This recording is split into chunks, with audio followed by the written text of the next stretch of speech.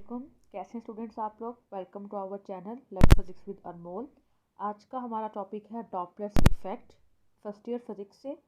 तो Doppler's effect क्या होता है, सबसे पहले हम इसकी डेफिनेशन देखते हैं। अपेरेंट चेंज इन फ्रीक्वेंसी और पिच। फ्रीक्वेंसी में अपेरेंट चेंज मतलब असल में चेंज नहीं होती, हमें ऐसा लगता है कि चेंज हो गई है, तो apparent change in frequency of the waves due to relative motion between the source and observer। Source और ऑब्जर्वर की relative motion की वजह से जो apparent change आता है फ्रीक्वेंसी में, किसकी फ्रीक्वेंसी में, वेव्स की फ्रीक्वेंसी में, इस इफेक्ट को हम डॉपलर्स इफेक्ट कहते हैं। हम अंडरस्टैंड करते हैं बाकी बारी बारी के सारे टर्म्स कि सबसे पहले हमारे पास सोर्स क्या है। कोई भी ऐसी चीज़ जो कि वेव्स को प्रोड्यूस कर रही है उसको हम सोर्स कहते हैं।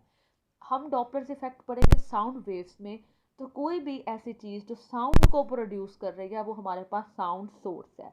फॉर एग्जांपल मैं इस टाइम बोल रही हूँ, मैं साउंड प्रोड्यूस कर रही हूँ, तो I am a sound source. आपके पास गाड़ी है, उसका आप हॉर्न बजा रहे हैं, तो हॉर्न साउंड है, तो गाड़ी हमारे पास क्या है, वो सोर्स ऑफ साउंड है।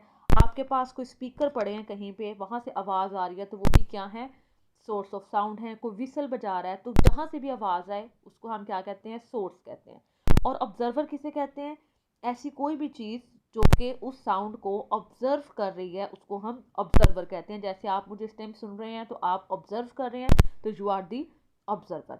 अब ऑब्जर्वर और सोर्स के रिलेटिव मोशन की वजह से, रिलेटिव मोशन क्या है कि एक के लिहाज से दूसरे की मोशन, मतलब कि क्या सोर्स साउंड की तरफ मूव कर रहा है, सॉरी ऑब्जर्वर साउंड सोर्स की तरफ मूव कर रहा है, या साउंड सोर्स ऑब्जर्वर की तरफ मूव कर रहा है, या दोनों एक दूसरे की तरफ मूव कर रहे हैं, या दोनों एक दूसरे से अवे मूव कर रहे हैं। तो इनकी आपस की जो मोशन है, रिलेटिव मोशन, उसकी वजह से हमें फ़र्क नज़र आता है साउंड वेव्स की फ्रीक्वेंसी में। इस इफ़ेक्ट को हम डॉपलर्स इफ़ेक्ट कहते हैं। सबसे पहले ये इफ़ेक्ट ऑब्जर्व किया था जॉन डॉपलर ने, साइंटिस्ट है, और उन्होंने ये ऑब्जर्व किया था इफ़ेक्ट लाइट वेव्स में। उन्होंने देखा था कि जो लाइट हमारे पास एमिट हो रही है डिफरेंट स्टार से, वो लाइट और जो सोर्सेज ऑफ अर्थ पे हमारे पास लाइट है, दोनों की फ्रीक्वेंसी में डिफरेंस है। तो सोर्स और ऑब्जर्वर की फ्रीक्वेंसी, सोर्स और ऑब्जर्वर की रिलेटिव मोशन की वजह से जो फ्रीक्वेंसी में चेंज आता है, इस चेंज को हम, इस इफेक्ट को हम डॉपलर्स इफेक्ट कहते हैं। अब हमने ये इफेक्ट स्टडी करना है साउंड सोर्स के अंदर, साउंड वेव्स के अंदर, ठीक है। तो हम एज्यूम करते हैं, लेट्स सपोज कि हमारे पास एक सोर्स ऑफ साउंड है, तो ये मैं बना लेती हूँ, ये मेरे पास एक सोर्स ऑफ साउंड है, ठीक है। अब साउंड वेव्स जब भी प्रोड्यूस होंगी वो तमाम डायरेक्शन के अंदर प्रोपागेट करेगी। तो हमारे पास जो साउंड वेव्स है वो इस तरह से क्या करेगी, तमाम डायरेक्शन के अंदर प्रोपागेट करेगी। हमने साउंड वेव्स की जो डायरेक्शन है उसको शो कर दिया, साउंड वेव्स हैं तमाम डायरेक्शन में मूव कर रही हैं। अब ये साउंड वेव्स की जो स्पीड है जिसके साथ ये प्रोपागेट करेगी, लेट्स से ये स्पीड v है, और इनकी जो ओरिजिनल फ्रीक्वेंसी है लेट्स से वो मेरे पास f है, और इसकी जो वेवलेंथ है साउंड सोर्स की, ये मेरे पास साउंड वेव्स की वेवलेंथ लैम्डा है। तो हम लिख सकते हैं, हमारे पास रिलेशन पढ़ा था हमने, v is equal to f lambda, तो यहाँ से हमारे पास क्या आ जाएगा, f is equal to we over lambda. और अगर मैं यहाँ से लैम्डा लिखूँ तो लैम्डा किसके इक्वल आएगा, lambda is equal to we over f आ जाएगा। इस टाइम पे मेरे पास ये साउंड सोर्स रेस्ट पे है, और लेट्स से ये ऑब्जर्वर है, और ऑब्जर्वर भी कहाँ है, रेस्ट पे है। तो ये मेरे पास ओरिजिनल फ्रीक्वेंसी f है, और हमने इसका रिलेशन भी लिख लिया कि f किसके इक्वल है, that is equal to v over lambda. अब हमने अपेरेंट चेंज देखना है। अपेरेंट चेंज कब आएगा, या तो सोर्स मूव करे या ऑब्जर्वर मूव करे, तो इन दोनों में से कोई एक मूव करे या दोनों मूव करें, फिर हमारे पास फ्रीक्वेंसी में अपेरेंट चेंज आएगा।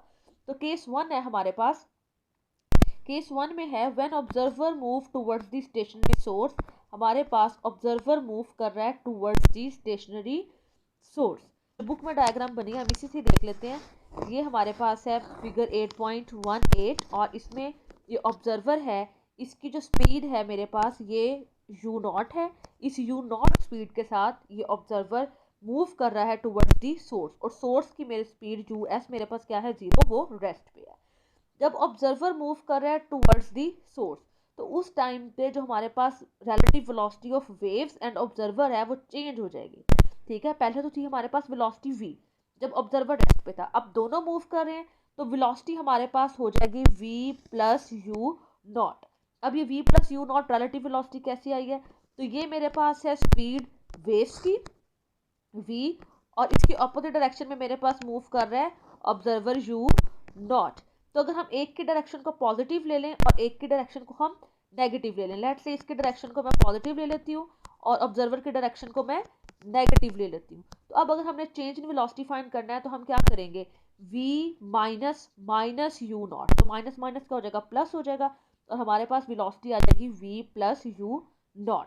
तो जब हमारे पास वेलोसिटी चेंज हो गई तो फ्रीक्वेंसी भी चेंज होगी, तो जो इक्वेशन 1 है हमारे पास ये चेंज होके क्या हो जाएगी, ये हमारे पास बन जाएगी v plus u naught divided by lambda.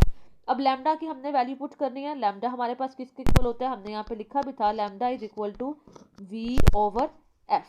तो लैम्डा की जब हम वैल्यू पुट करेंगे तो ये आपके पास बन जाएगा f a is equal to v plus u naught divided by v over f। ये f ऊपर जाके क्या हो जाएगा, मल्टीप्लाई हो जाएगा। ठीक है, तो जो f ऊपर जाके हमारे पास मल्टीप्लाई होगा तो ये क्या बन जाएगा हमारे पास, ये बन जाएगा, ये जो v है इसको हम अलग अलग सेपरेट कर दें, v के नीचे भी डिवाइड कर दें, u नॉट के नीचे भी डिवाइड कर दें, तो हमारे पास क्या बनेगा, v से v कैंसिल हो जाएगा, 1 आ जाएगा, plus u not over v into f, ये बन जाएगा हमारे पास। अब 1 के अंदर हमारे पास एक फैक्टर ऐड हो रहा है, वो फैक्टर कौन सा ऐड हो रहा है, वो है u नॉट ओवर v। तो जब 1 के अंदर कुछ ऐड हो रहा है तो ये टर्म हमारे पास 1 से ग्रेटर हो जाएगी, ये टर्म 1 से ग्रेटर हो जाएगी, तो जब हम इसे f से मल्टीप्लाई करेंगे तो फिर हम कह सकते हैं कि एफ ए हमारे पास क्या हो जाएगा, ग्रेटर देन f हो जाएगा। यानी कि एफ ए हमारे पास वो फ्रीक्वेंसी है जो कि तब ऑब्जर्वर ने ऑब्जर्व की है जब वो मूव कर रहा था टुवर्ड्स दी सोर्स। तो जो अपेरेंट फ्रीक्वेंसी एफ ए है that will be greater than the original frequency, वो क्या हो जाएगी, ओरिजिनल फ्रीक्वेंसी से ग्रेटर हो जाएगी। अब हम सेकंड केस देखते हैं, सेकंड केस हमारे पास क्या है, सेकंड केस है हमारे पास कि observer moves away from the stationary source, जो ऑब्जर्वर है वो अवे मूव कर रहा है हमारे पास स्टेशनरी सोर्स से। तो ये आपके पास डायग्राम आपको नजर आ रही है, फिगर 8.19, इसके अंदर हमारे पास जो ऑब्जर्वर है ये अवे मूव कर रहा है। ठीक है, ऑब्जर्वर अवे मूव कर रहा है, इसकी जो स्पीड है जिसके साथ ये अवे मूव कर रहा है दैट इज यू नॉट। अब हमारे पास वेलोसिटी में क्या चेंज आएगा, जो रिलेटिव वेलोसिटी है वो क्या हो जाएगी, वो चेंज होके हो जाएगी v minus u not. Velocity change हो जाएगी, इसको हम पुट करेंगे क्वेश्चन नंबर 1 में, तो हमारे पास क्या बनेगी, नई वेलोसिटी, इसको हम एफ बी से रिप्रेजेंट कर देंगे, वो बन जाएगी v minus u naught over lambda, ये बन जाएगी। अब लैम्डा की वैल्यू क्या होती है, v ओवर f होती है, हमने ऊपर देखा था, तो वो वैल्यू पुट करेंगे तो आपके पास ये आ जाएगा। यहाँ से हमारे पास f को क्या करेंगे, ऊपर ले जाएंगे, तो हमारे पास बनेगा f b is equal to v minus u naught over v into f. अब इसी तरह फिर v को हम सेपरेट करें, v के नीचे डिवाइड और u नॉट के नीचे डाला डिवाइड, तो ये बनेगा 1 minus u naught over v। अब 1 में से एक फैक्टर ऐड हो रहा है तो ओवरऑल के फैक्टर मेरे पास 1 से छोटा आ जाएगा, तो इसके साथ मेरे पास क्या मल्टीप्लाई हो रहा है, f मल्टीप्लाई हो रहा है। तो फिर मेरे पास जो नेट फ्रीक्वेंसी है, जो अपेरेंट फ्रीक्वेंसी है, जो ऑब्जर्वर ऑब्जर्व करेगा एफ बी, वो लेस हो जाएगी f से, क्योंकि f के साथ 1 से छोटा नंबर मल्टीप्लाई हो रहा है, तो f b is less than f।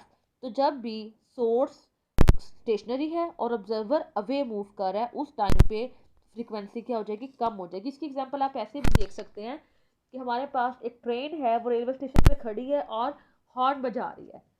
जब आप उस ट्रेन की तरफ मूव करेंगे तो आपको उसकी जो फ्रीक्वेंसी है, उस हॉर्न की फ्रीक्वेंसी ज़्यादा लगेगी, और जब आप उस ट्रेन से अवे मूव करेंगे तो आपको उसकी फ्रीक्वेंसी कम लगेगी। अब असल में तो साउंड जो वेव्स प्रोड्यूस हो रही है उनकी फ्रीक्वेंसी पर फ़र्क नहीं पड़ा, लेकिन आपके मूव करने की वजह से आपको ऐसा फील होगा कि जो उसकी फ्रीक्वेंसी है साउंड वेव्स की वो कम या ज़्यादा हो रही है।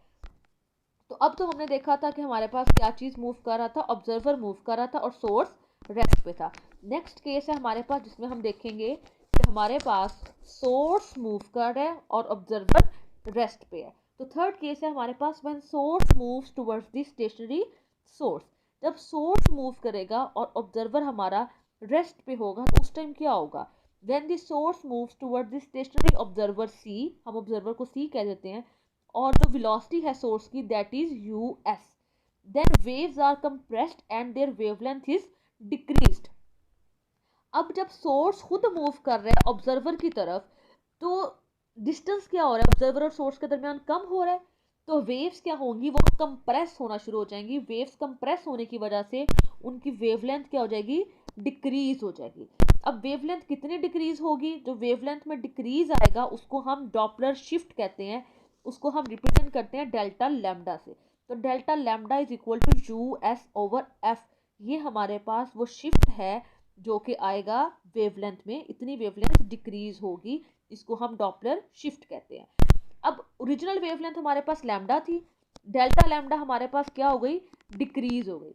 तो अब जो वेवलेंथ बचेगी वो कितनी बचेगी, हम कहते हैं let's see lambda c wavelength हमारे पास बचेगी, तो ये इक्वल हो जाएगा original wavelength lambda minus delta lambda. अब लैम्डा और डेल्टा लैम्डा की अगर हम वैल्यूज पुट करें, तो लैम्डा हमारे पास है v ओवर एफ के, और डेल्टा लैम्डा हमने अभी लिखा है वो इक्वल है यू एस ओवर एफ के।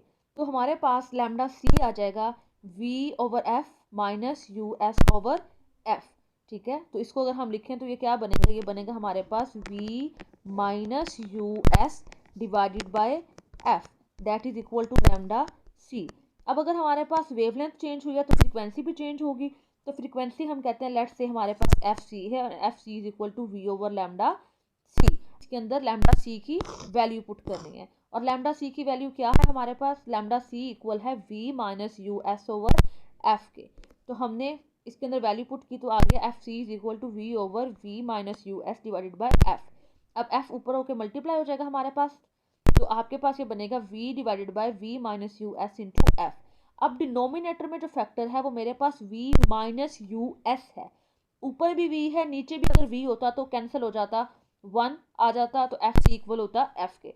लेकिन नीचे जो डिनोमिनेटर है इसमें मेरे पास क्या हो रहा है, यू एस माइनस हो रहा है, मतलब डिनोमिनेटर मेरे पास नोमिनेटर की निस्बत छोटा है, क्योंकि इसके अंदर से यू एस कोई नंबर हो सकता है, सोर्स की वेलोसिटी 1 2 3 कुछ भी हो सकती है, ये माइनस हो रही है, तो डिनोमिनेटर मेरे पास छोटा है, नोमिनेटर बड़ा है। तो जब डिनोमिनेटर छोटा हो तो ओवरऑल आंसर मेरे पास ग्रेटर देन 1 आता है।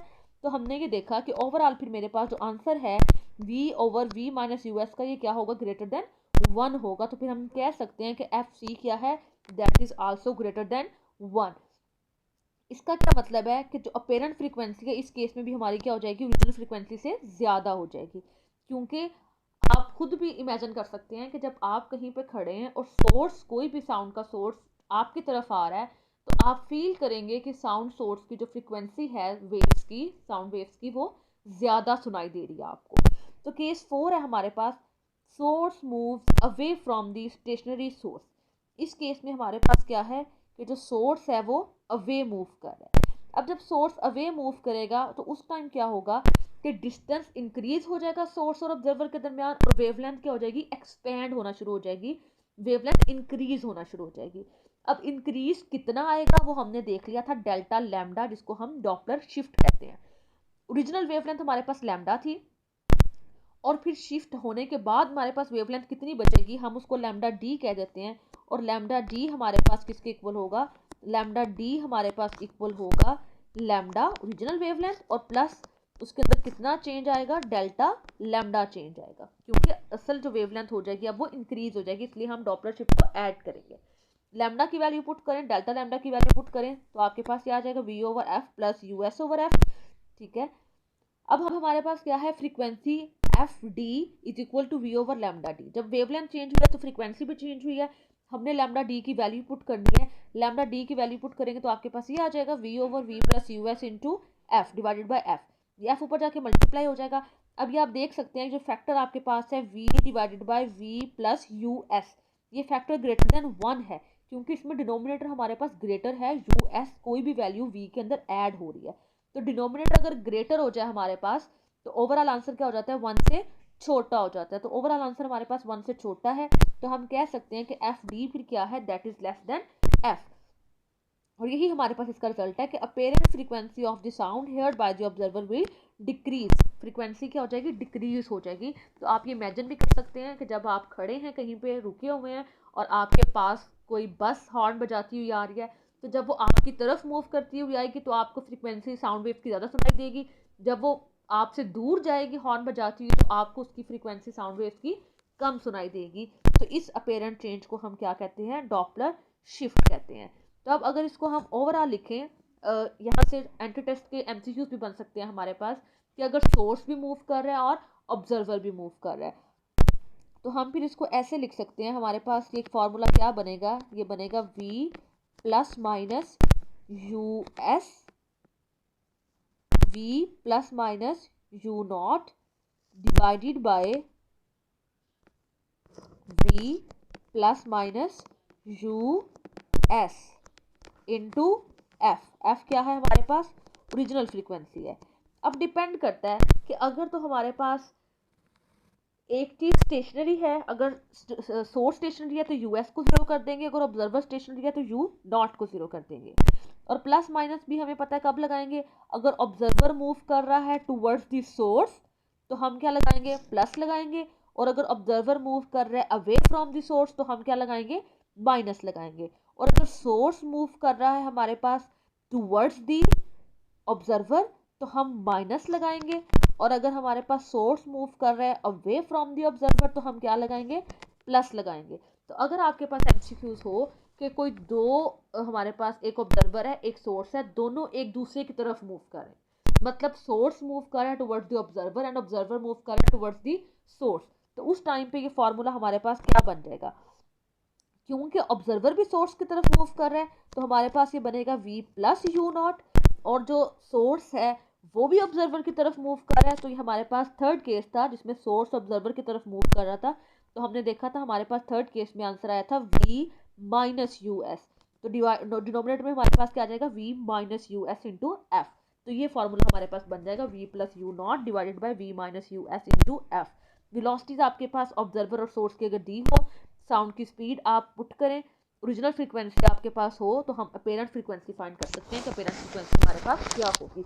इसी तरह अगर आपके पास एमसीक्यूज हो कि सोर्स और ऑब्जर्वर दोनों अवे मूव कर रहे हैं, यानी कि आपके पास ऑब्जर्वर भी सोर्स से अवे मूव कर रहा है और सोर्स भी ऑब्जर्वर से अवे मूव कर रहा है, तो उस टाइम हमारे पास क्या बनेगा, उस टाइम आपके पास ऊपर डिनोमिनेटर में प्लस नहीं आएगा बल्कि माइनस आ जाएगा, क्योंकि जब हमारे पास ऑब्जर्वर अवे मूव करता है सेकंड केस में तो हमारे पास v माइनस यू नॉट आता है, और सोर्स भी जब अवे मूव करे तो फिर हमारे पास डिनोमिनेटर में क्या आ जाता है, प्लस आ जाता है, तो v प्लस यू एस आ जाएगा। तो इस तरह से डिफरेंट हमारे पास एमसीक्यू इसके बन सकते हैं।